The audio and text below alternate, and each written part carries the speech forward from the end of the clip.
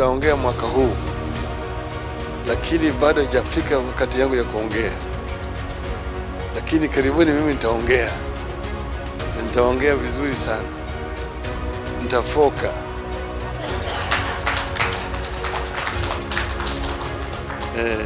Nataka mjue ya kwamba kuna matumaini baada ya dhiki. Ni nini?